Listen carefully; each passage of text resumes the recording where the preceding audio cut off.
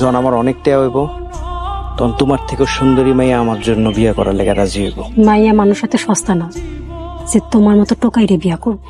তুমি আমার লাগে প্রেম করো নাই, তুমি আমার অর্থের সাথে প্রেম করছো। আর আমি জীবনে এরম টিয়া কামামু যে তুমি গুইনাও কুলপা পড়া।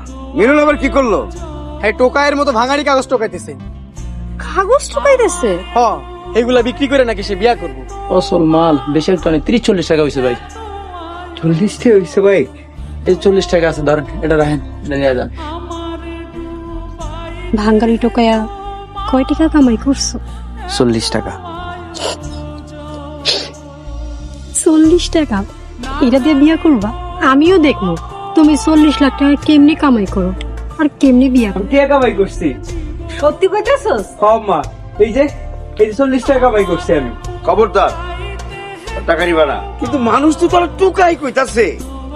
বা মানুষের কাম তো কথা কওয়া, সব কথা কি আর কানে নেওয়া যায়? মিলন আইছিল, বাড়ি থেকে বাইর করে দিচ্ছি। ভালো করছো। এই তুমি ভাই হইয়া বড় ভাইয়ের নামে এমন কথা কইতে পারলা? কি এর ভাই, এর লাগে আমি সমাজে মুখ দেখাইতে পারি না। রাস্তায় পাইলে মানুষ আমারে কয়, ওই যে ভাঙ্গারি টুকাই মিলনের বাবা যাইতেছে। আর আমারে কি কয় জানো? আমারে কয় ভাঙাড়ি মিলনে ছোট ভাই যাইতেছে।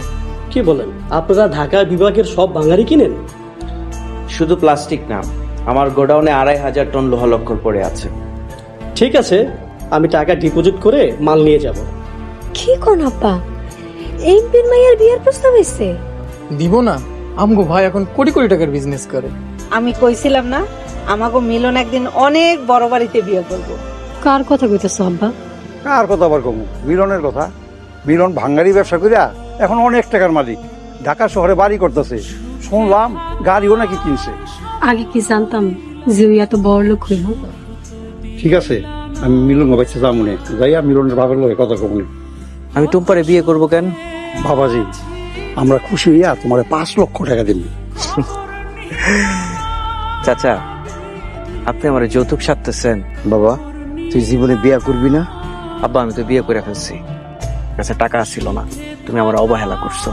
আর আজকে আমি নিজের পায়ে দাঁড়াইছি, প্রতিষ্ঠিত হয়েছি নিজের জন্য, তোমার জন্য না। উপযুক্ত সময়ে ছেলে মেয়ের বিয়ে না দিলে